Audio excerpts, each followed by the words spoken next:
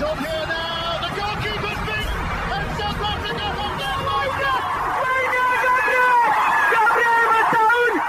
Shagger Sport 2010.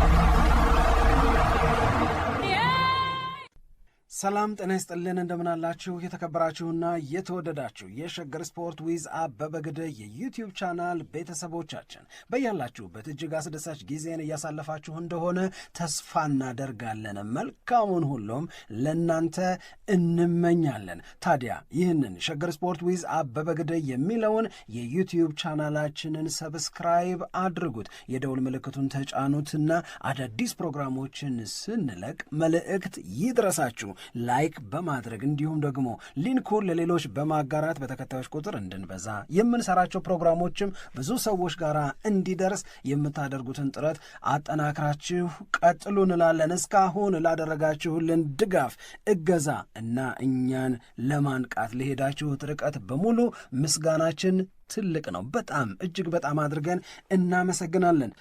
ወደ ቀዳሚው ጉዳያችን እንሄድ። እንግዲህ ቀዳሚ የምናደርገው ጉዳይ አርሰናልን በተመለከተ በዘንድሮ የውድድር ዓመት እያየን ያለነው ነገር ምንድን ነው? አርሰናልን በተመለከተ የምናየውን ነገር ያው የእያንዳንዳችን የየራሳችን ጣዕም፣ የየራሳችን አረዳድ፣ የየራሳችን ነገሮችን የምንወስድበት መንገድ አለ። ከዛ አንጻር ፖል ስኮልስ አርሰናልን በተመለከተ ያለው በጣም ብዙ የሚዲያ ትኩረትን የሳበ አስተያየት አለ። ለሱ ደግሞ እንዲሁ መልስ ሰጠ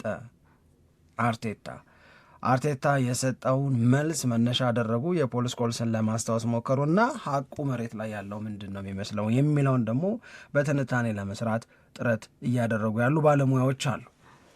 ስለዚህ እኛም በእነሱ አስተያየት ሳንጠለፍና ሳንጎተት የየራሳችን ሀሳብ እንድንለዋወጥበት አድማጮቻችንም ያሉትን እንድንሰማበት ብዬ ነው ይሄንን ሀሳብ እንድናነሳ እየተነጋገር ነው አይደለም። ስለዚህ በእርግጥ አርሰናል አሰልቺ ቡድን ነው ወይ? ቦሪንግ ነው ወይ? ወይም የማይረባው ቡድን ዋንጫ በላ የምንለው ቡድን ነው ወይ? ፖል ስኮልስ ይሄንን ያለበትን ምክንያት አውዱን እንዳለን አስቀምጣል። የመጀመሪያው ግን መነሻ መንደርደሪያ የሚሆነው አርሰናል በዘንድሮ የውድድር ዓመት እየተወዳደረባቸው ባሉ የውድድር አይነቶች በሙሉ ባለጥሩ ውጤት ስለሆነም ነው በካራባኦ ካፕ ፋይናሊስት የሆነው፣ ስለሆነም ነው በኤፍኤ ካፕ ቀጣዩን ምዕራፍ የተቀላቀለው፣ በፕሪሚየር ሊግ የ6 ነጥብ ልዩነት መሪ የሆነው፣ እንደዚሁም ደግሞ በአውሮፓ ቻምፒዮንስ ሊግ 8ቱንም የሊግ ፌዝ ጨዋታዎች ያሸነፈው አርሰናል ነው። ይሄንን ማድረግ የቻለ ሌላ ክለብ የለም ዘንድሮ በፕሪሚየር ሊጉም በቻምፒዮንስ ሊጉም በኤፍኤ ካፑም በካራባኦ ካፑም። ይሄንን የአርሰናል ውጤታማነት ፖል ስኮልስም የሚክደው እየካደውም ያለ አይመስለኝም፣ ሊካድ የሚችል ስላልሆነ ፋክት ላይ ምንም አይነት ልዩነት የለንም። አሁን የተናገርነው ነገር ሙሉ በሙሉ ሀቅ ነው፣ ፋክት ነው። ከዚህ ፋክት ውጪ ያሉትን ነገሮች ግን ደግሞ ከግምት ውስጥ ማስገባት ይኖርብናል። ከዚህ ፋክት ውጪ ያሉትን ነገሮች ስንል ምን ማለታችን ነው? ሜዳ ላይ የምናየው ነገር ማለትም ውጤቱ የመጣበት መንገድ ላይ ያንቺ ስሜት ከይድናቃቸው ስሜት፣ የይድናቃቸው ስሜት ከኔ ስሜት ሊለያይ ይችላል። ፖል ስኮልስ የሚረዳበት መንገድ እና ሌሎች ባለሙያዎች ወይም የቀድሞ ተጫዋቾች የሚረዱበት መንገድ ሊለያይ ይችላል። ይሄ ሳብጀክቲቪቲ የምንለው ማለት ነው። እንደኔ የምንል ሀቅ አይደል። ይሄ እንደየራሳችን አረዳድ እንደየራሳችን ጣዕም የምንወስደው እና ልንለያይ የምንችልበት ነገር ማለት ነው። በዚህ አግባብ የምንለያይ ልንሆን እንደምንችል ታሳቢ አድርገን ፖል ስኮልስ ለምን አርሰናልን በዛ መንገድ ገለጸው? ለምን ያልን እንደሆነ የፖል ስኮልስ የመጀመሪያው አሁን ብዙዎቹ ዋር ኦፍ ወርድስ ይላሉ ወይም የቃላት ጦርነት ይላሉ። ይሄ መተነኳኮስ፣ መጎነታተል በቃላት አንዱ አንዱን በተመለከተ የሚናገራቸውና የሚገልጻቸው ነገሮች ብዙ ናቸው። ስለዚህ አርሰናልን በተመለከተ ፍሉዲቲ እያጣ የመጣ ይለዋል። ለምሳሌ የአርሰናል አጨዋወት በቬንገር ጊዜ፣ የአርሰናል አጨዋወት ኢቨን በኡናይ ኤምሬ ጊዜ፣ አሁን ደግሞ አርሰናል የሚከተለው የጨዋታ መንገድ ይሄ የኳስ ፍሰቱ በከዚህ በፊቱ አይነት አይደለም። ኳሱን ይቆጣጠርብሻል። በጣም የሚያምር ፓሲንግ ፉትቦል ይጫወታል። በተደጋጋሚ የግብ ሙከራዎች ያደርጋል። በተደጋጋሚ ከክፍት የጨዋታ እንቅስቃሴ ጎል ያስቆጥራል። ውቡ አርሰናል ብዙ የእግር ኳስ ወዳጆችን እኔ የአርሰናል ነኝ ያስባለው በዚህ መንገዱ ነው፣ በዚህ ጨዋታው ነው። አሁንም የአርሰናል ደጋፊዎችን ለምንድን ነው ግን የአርሰናል ደጋፊ የሆንከው ብለን ብንጠይቅ ከሚነግሩን ነገሮች መካከል አንዱ ይሄ ይሆናል ማለት ነው። የሚጫወትበት መንገድ፣ ኳሳቸው ደስ ይለኛል ምናምን የሚሉበት መንገድ ማለት ነው። ይሄ በነ ቴሪ ዳንኤል ኦንሪ ጊዜ፣ ሮበርት ፒሬዝ ምናምን በነበሩበት ጊዜ የአርሰናል አንዱ እነ ፍሬዲ ሊዩምበርግ በጣም በጣም በጣም የሚታወቅበት አንደኛው ነገሩ አርሰናል እሱ እነ ዊልቶርድ በጣም የሚገራርሙ ተጫዋቾች ነበሩት፣ ድራሽሽን የሚያጠፉ። አሁን አርሰናል እንደዛ አይደለም። ሩኒ የሚል ፍሉዲቲ የለውም። ስለዚህ ያንን እያጣ መጥቶ አብዛኛው የአርሰናል ጎል የሚገባው ከቆሙ ኳሶች እየሆነ መጣ። ከማዕዘን ምት በሚያገባቸው ጎሎች እና ከማዕዘን ምት እያገባ ዋንጫ እየበላ ቦሪንግ ላልለው አልችልም ነው። ከማዕዘን ምት ጎል ማስቆጠር አንድ ጉብዝና ሊሆን ይችላል። ነገር ግን ከክፍት የጨዋታ እንቅስቃሴ ከፊት መስመር ተጫዋቾቹ የሚገኘው ጎል የሚፈጠረው የግብ ዕድል በዚህ አይነት መንገድ ከሚፈጠር የግብ ዕድል የሚቆጠር ጎል እያነሰ ያ ቡድን አዝናንቶኛል ልል አልችልም። ስለዚህ 3 ነገሮችን ነው የሚያነሳው ማለት ነው። አንደኛ ፍሉዲቲ የለውም። ሁለተኛ ጎሎቹ ሴት ፒስ ላይ ሪላይ ያደረጉ ናቸው፣ ጥገኞች ናቸው። ከዛ ውጭ ግን የአርሰናል የፊት መስመር ተጫዋቾች እና የጎል ድርሻቸው የማጥቃት ኢፌክቲቭነሳቸው ደካማ ነው። እንዲህ ተሆኖ የእንግሊዝ ፕሪሚየር ሊግን ዋንጫ የሚያሸንፍ ከሆነ ከቀደሙት አሸናፊዎች ከቀደሙት ሻምፒዮናዎች ጋር ሳነጻጽረው አርሰናልን በተመለከተ የሚሰማኝ ስሜት ደባሪው ቡድን ዋንጫ በላ የሚያስብል ነው ይላል። ይሄ የፖል ስኮልስ ሀሳብ። አርቴታ ይሄንን አይቀበለውም። ልክ እንደ ሊሳንድሮ ማርቲኔዝ እና እንደነ ፖል ስኮልስ መካከል እንደተፈጠረው ግጭት እሱም አድራሻውን አስቀመጠ። ከፈለጉኝም ጥሩ ኢሜል የሚሄው እንትን የሚሄው ወይም እነሱም ያስቀምጡልኝ፣ ከፈለጉ ልንነጋገር እንችላለን፣ ከፈለጉ ልንነጋገር፣ ከፈለጉ ልንከራከር፣ ከፈለጉ የፈለገውን ነገር ልንል እንችላለን። እኔ ደግሞ የማውቀው በጣም ብዙ ሰዎች ደግሞ የሚሉኝ በተለይ ከዩናይትድ ኪንግደም ውጭ ያሉ ሰዎች የሚሉኝ የአውሮፓው ምርጡ የአውሮፓው አዝናኙ ቡድን አርሰናል ነው የሚሉኛል።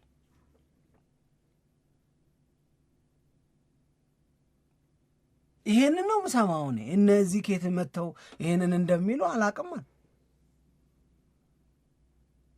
ይሄ ሌሎች ሀገራት ባለሙያዎች ከዩናይትድ ኪንግደም ውጭ ያሉት ሰዎች አርሰናልን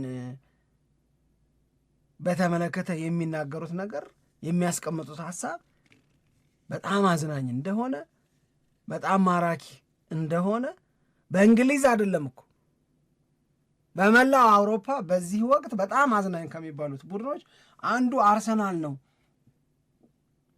ሲሉ ነው የምሰማው። የምቀበለውም ይሄንን ነው የሚሉት። ይሄ አርቴታ መልስ። አርቴታ ይሄንን ነገር በተመለከተ በቃል ያስቀመጠው እኔ ፖል ስኮልስ የተናገረውን ነገር አሁን ስትነግሩኝ ሰምቻለሁ፣ ግን ኤስቴቲክ ነገር ይሄ ውበታዊ ነገሩን አቷል ምናምን የሚለውን የስኮልስን ቅድም የተናገርነውን ነገር ካለ በኋላ እኔ ግን የምሰማው ከዚህ ፍጹም የተቃረነውን ነው። ፍጹም የተቃረነውን ኮምፕሊትሊ ዘ ኦፖዚት ነው የሰማው ያለሁት አለና በሌላው የአውሮፓ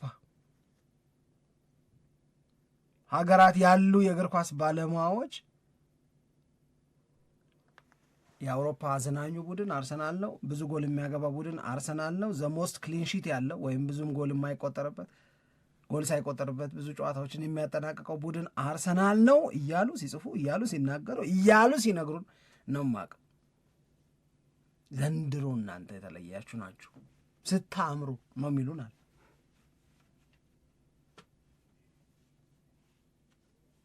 እንግዲህ የኔ መረጃ ምንጭ ተለይቶ ይሆን አለ ራሱ እዚህ የሚፈጠረው ስሜትና እዚህ የሚባለው ነገርና ሌሎች ሲሉ የምሰማው ነገር አብሮ አልሄደልኝም አለ። ከዛ ጫን አርገው ጠየቁት ጋዜጠኞቹ። ጫን አርገው የጠየቁት ምንድን ነው? የዶሜስቲክ ፐንዲቶቹ ወይም በዛ በዩናይትድ ኪንግደም ውስጥ ያሉት እንደነ ፖሊስ ኮልስ ያሉ አስተያየት ሰጪዎችና ከዩናይትድ ኪንግደም ውጭ ያሉት አስተያየት ሰጪዎች መካከል እንዲህ ያለ የስሜት ልዩነት የተፈጠረበትን ምክንያት የሚያውቀው ነገር ካለ እንዲያስረዳ ጫና አድርገው ጠይቁት። አሁን እንግዲህ ስለ የትኞቹ ሰዎች እንደምናወራ እርግጠኛ መሆን አለብኛል። ስለ አንድ ሰው ነው የምናወራው ስለ ፖሊስ ኮልስ ወይስ ስለ ሌላ ብዙ ሰው ነው የምናወራው የሚለውን እርግጠኛ መሆን አለብኛል። ስለዚህ ሴንድ ሚ ዘ ኔምስ ስኮልስ፣ ካራገር፣ ኔቭል፣ ሮይኪን፣ ቪዬራ ምናምን ከተባለ በእነዚህ ላይ አስተያየት መስጠት ይችላሉ እያለ ነው። በሌላ አነጋገር ስሞችን ስጡኝ፣ ከፈለጋችሁ አድራሻቸውን፣ ከፈለጋችሁ ኢሜይሉን ዊካን ቶክ አለ። እነሱም የራሳቸውን ሀሳብ ያቀርባሉ፣ እኔም የራሴን ሀሳብ አቀርባለሁ።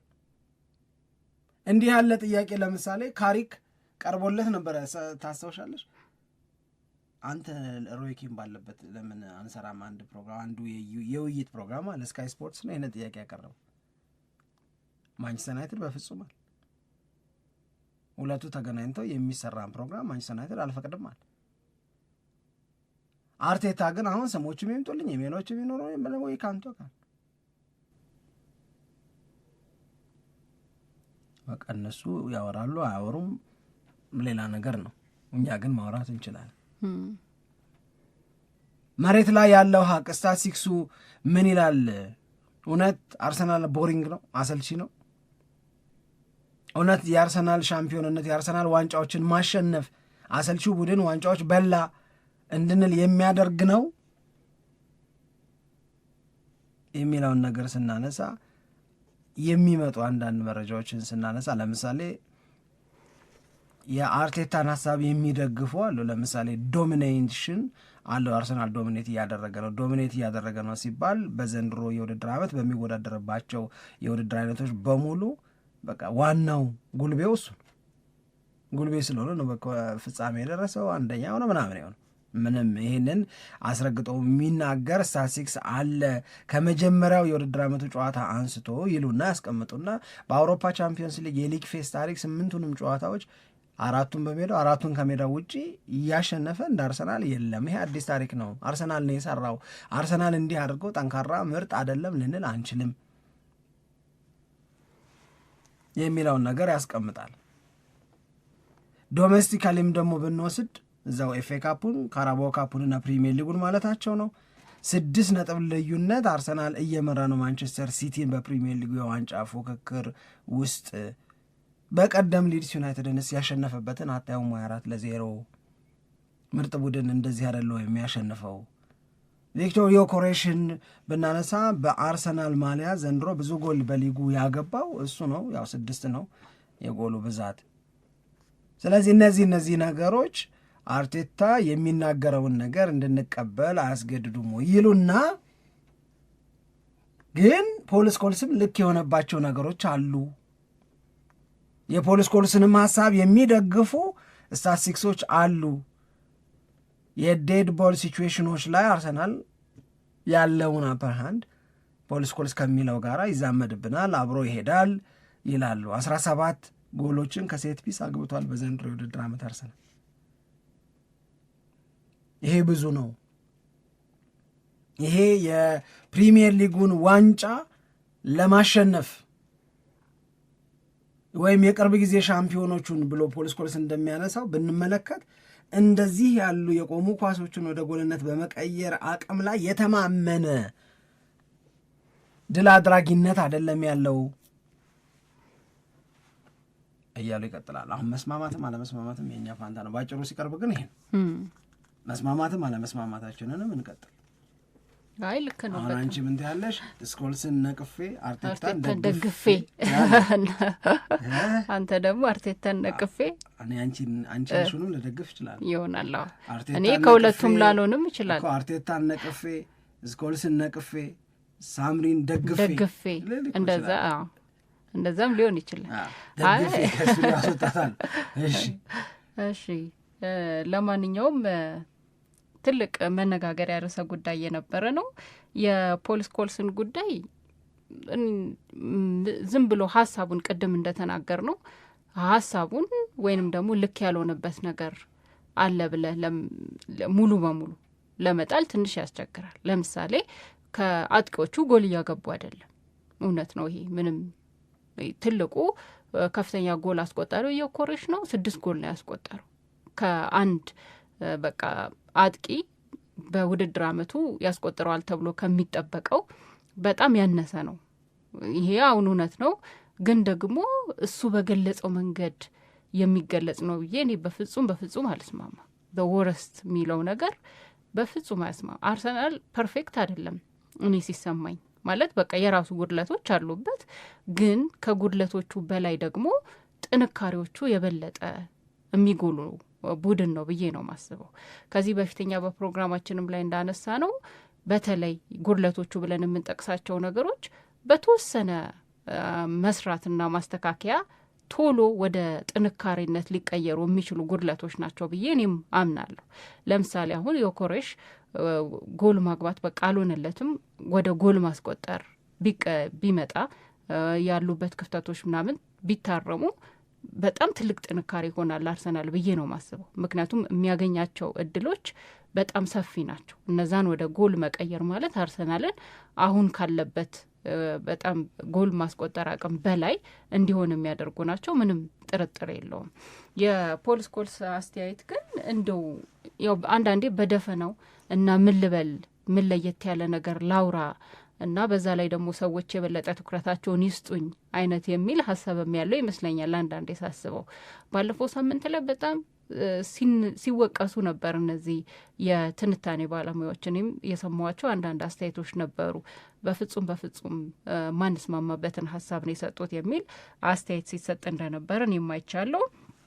ስለዚህ ያው አተያያቸው እንዳለ ሆኖ ግን ሙሉ ለሙሉ የቡድኑን ጥንካሬ አለመመልከትና እንደዚሁ ደግሞ ነቀፌታውን ማብዛት ግን ልክ ነው ብዬ አላስብም። ያው የሴት ፒስም ነገር በተደጋጋሚ የተነሳ ነገር ነው። የቆሙ ኳሶችን ወደ ጎል መቀየር ትልቅ ጥንካሬ ነው ብዬ ነው እኔ የምማምነው። ምክንያቱም ያንን የቆመ ኳስ ለአርሰናል ብቻ ተለይቶ የሚሰጠው አይደለም፣ ለሁሉም ክለቦች በኩል ሚዛን ነው የሚሰጠው። የራሱ የቆመ ኳስ የሚገኝበት እድል አለ። ከዛ ያንን ደግሞ ወደ ጥሩ ነገር መቀየርና ጎል ማድረግ የተጋጣሚውን ክለብ ጥንካሬ የሚጠይቅ ነው። ግን የአርሰናል ክፍተት ደግሞ እዚህ ላይ ተብሎ የሚጠቀሰው ነገር ምንድን ነው? ሁል ጊዜ ሴት ፒስን ብቻ ተማምኖ ወደ ሜዳ መግባት የለበትም፣ ከክፍት የጨዋታ እንቅስቃሴም ጎል ማስቆጠር አለበት የሚል አስተያየት ነው። ይሄ ብዙ ምንስማማበት ይመስለኛል። ስለዚህ በቃ በእያንዳንዱ ነገር ላይ ፐርፌክት ነው ብሎ ለመናገር ቢያስቸግርም፣ ግን ቅድም ያልኩት ነገር ነው እኔን የሚገዛኝ።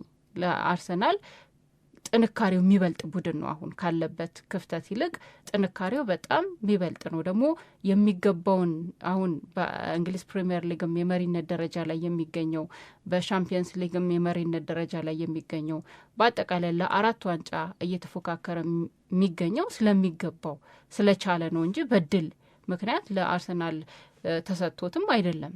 በቃ በደንብ ጨዋታዎቹን አሳምኖ እንደውም መሀል ላይ የሆኑ መቀዛቀዞች ተፈጥረው ነው እንጂ ብዙ አስተያየት እንዲሰጥ ያደረገው ማንም ሰው ስለ አርሰናል የዘንድሮ የውድድር ዓመት ጥንካሬ ነበር ሲያወራ የነበረው። ግን መሀል ላይ በተለይ ያለፉት 3 ተከታታይ ጨዋታዎች ላይ ሳያሸንፍ መቅረቱ ስለ አርሰናል ኔጌቲቭ የሆኑ ነገሮች በተወሰነ ደረጃ እንዲነሱ አደረገ። ያ ደግሞ አሁን እየተስተካከለ እንደመጣ የተመለከትንበት ነው።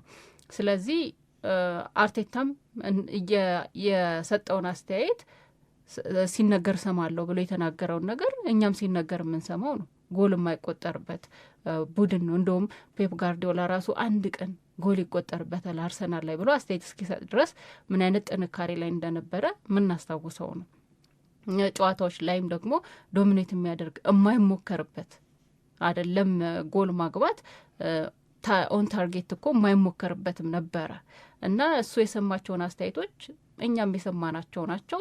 ስለዚህ አርቴታ እንግዲህ ያው ምናልባት ራሱን ላለማጋነን ፈልጎ ሊሆን ይችላል ብዬ ነው ማምነው። ግን በአርቴታም በኩል ደግሞ መቀበል ያለበት ነገር አለ። ቅድም የተናገር ነው መስተካከል ያለባቸው የተወሰኑ ክፍተቶች ያሉበት ስለሆነ እሱንም አብሮ ማየት ይገባል ብዬ ነው ማስበው። ከዛ በተጨማሪ ግን ይሄ በጣም አዝናኝ የሆነ እግር ኳስ አርሰናል እየተጫወተ አይደለም፣ ያንን እያገኘን አይደለም የሚለው ላይ ክርክሮችም ይነሳሉ። ማን ነው ይህንን በግዴታ መልክ ለአርሰናል የሰጠው?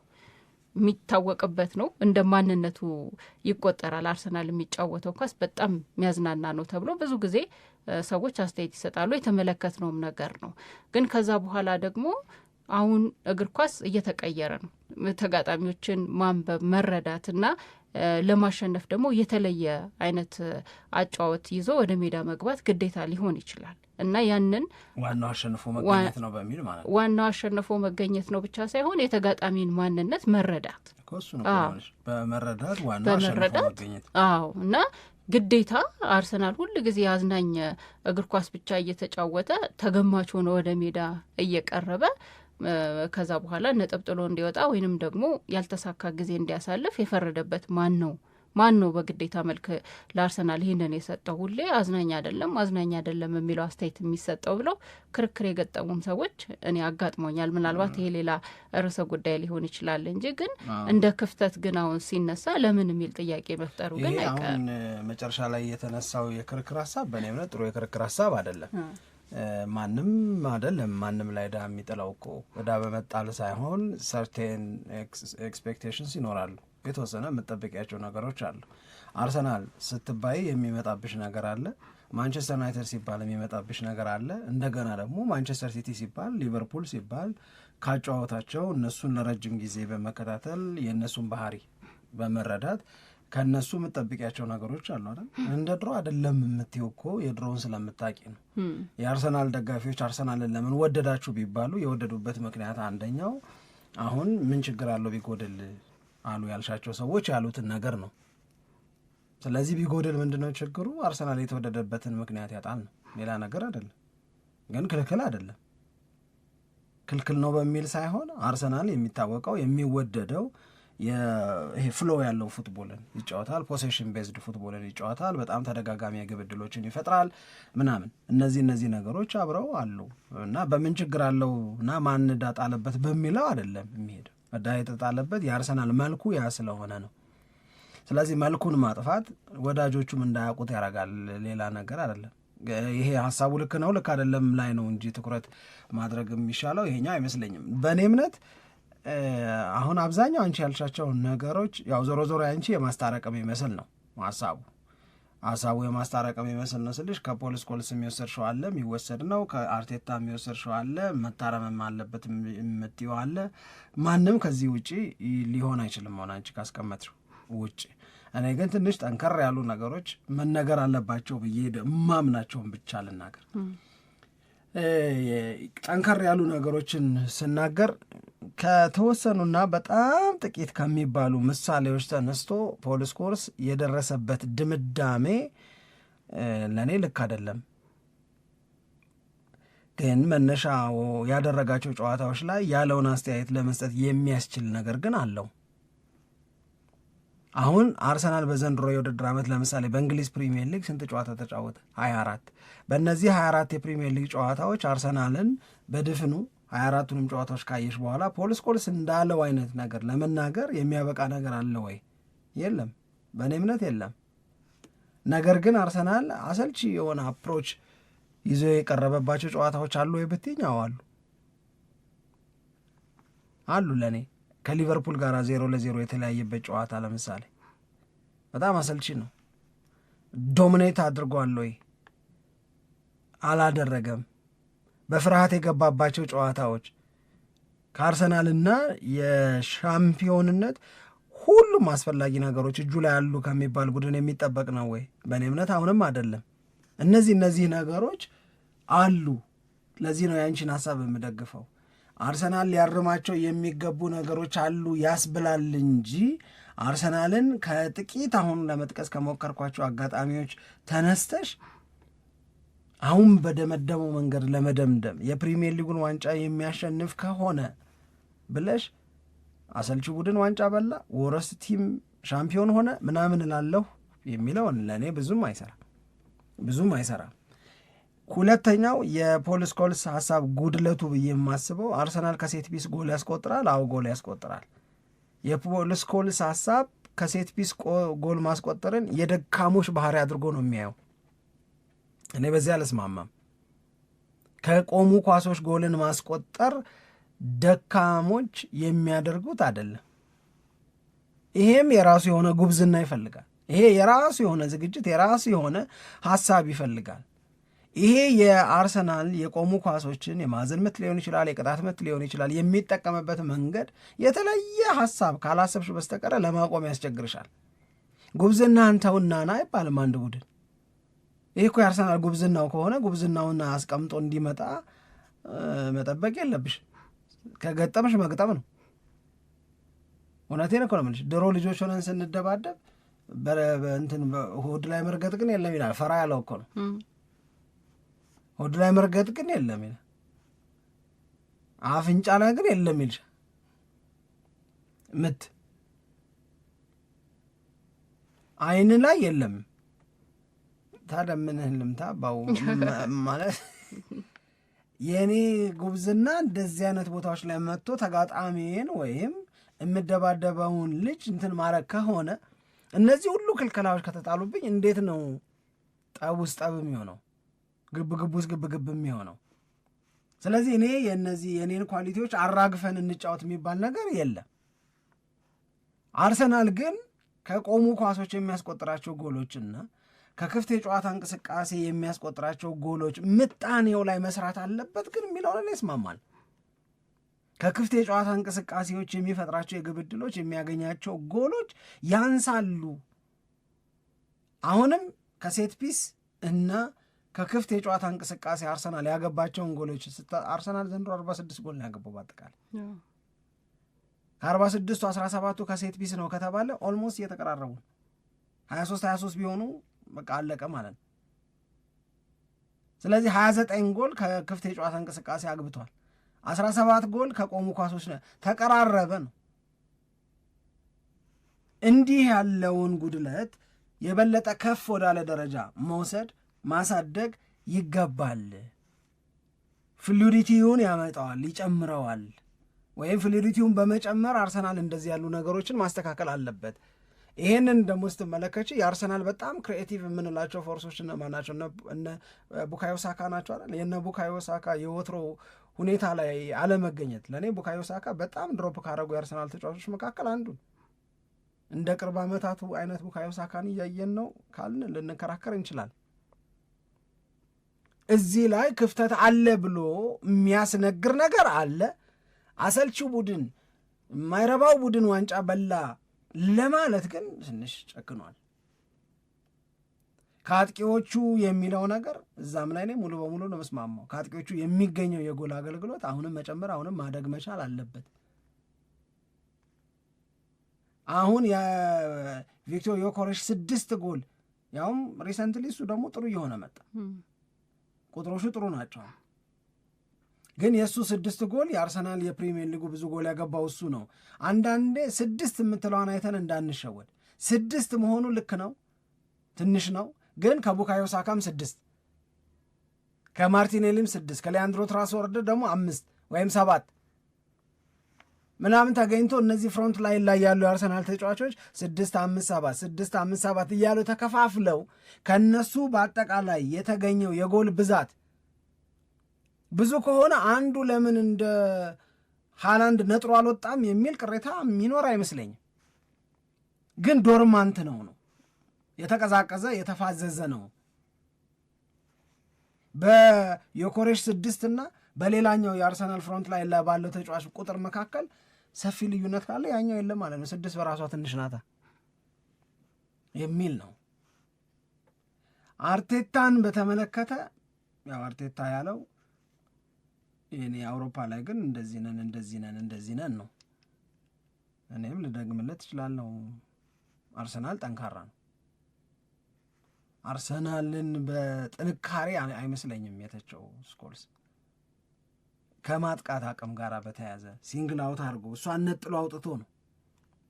ጠንካራ ነው ሲባል አንድ ቡድን መሀል ክፍሉም ጠንካራ ከሆነ ጎል የማይቆጠርበት ከሆነ ብዙ ሙከራዎችን የማይደረግበት ከሆነ ብዙ ክሊንሺቶች ካሉት ብዙ ጨዋታዎችን ካሸነፈ ጠንካራ ነው። እንዴት አሸነፈ ላይ ነው ልዩነታቸው እንጂ እቺ በሸዋጅ መንገድ ያቀረባት ይመስለኛል። አርቴታ ግን አንድ ቡድን ሳይጎብዝ ጥሩ ሳይሆን ጠንካራ ሳይሆን 8ቱንም የሊግ ፌስ ጨዋታዎች በ24 ጨዋታ በ6 ነጥብ ልዩነት ሊጉን የሚመራ በካራባው ካፕ ፍጻሜ የሚደርስ በኤፍኤ ካፕም ወደ ቀጣዩ ምዕራፍ የሚሸጋገር ይሆናል ብዬ ግን አላስብም። እኔ ሞሮፍ ወደ አርቴታ ነው ማደለው በሀሳብ የአርቴታ ሀሳብ እንትን ይላል።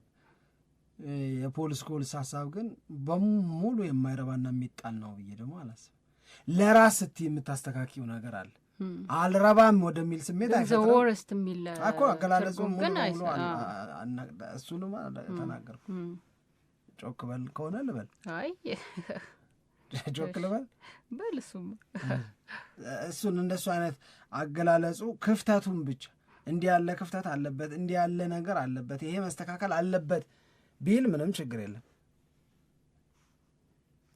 በአንድ የሆኑ ትንሽ መነሻዎች እችን ያላት ደግሞ የምታስታውሽ ከሆነ ማንቸስተር ዩናይትድ ጋር ከተጫወቱ በኋላ ነው 3-2 ከተሸነፉ በኋላ አንዱ ኦን ጎል ነው አንዱ እንትን ነው።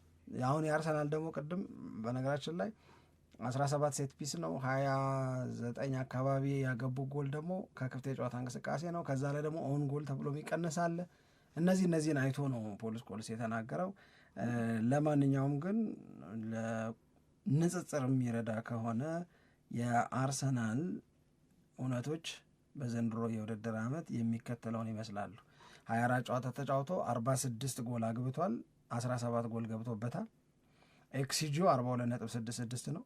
244 የግብ ሙከራዎችን አድርጓል። 122ቱ ኢላማቸውን የጠበቁ ናቸው። 133 ደግሞ ከፔናልቲ ኤሪያ ውስጥ ቦክስ ውስጥ ገብቶ የሞከራቸው ሙከራዎች ናቸው። በተጋጣሚ የግብ ክልል ውስጥ 809 ጊዜ ኳስ ነክቷል። አርሰናል ከቦክሱ ውጪ 50 ሙከራዎችን ያደረገው። ይህንን ከሲቲ ከዩናይትድ ጋር በኋላ አነጻጽረን በቁጥር ለማስቀመጥ ጥረት እናደርጋለን። ተመልሰን እንምጣ። የእናንተን ሀሳብ በፕሮግራማችን ብናካተት በጣም ደስ ይለናል። በያላችሁበት አሁንም የአማረ ጊዜ ማሳለፋችሁን ቀጥሉ። ሸገር ኤፍኤም 102.1 የእናንተ ሬዲዮ ነው።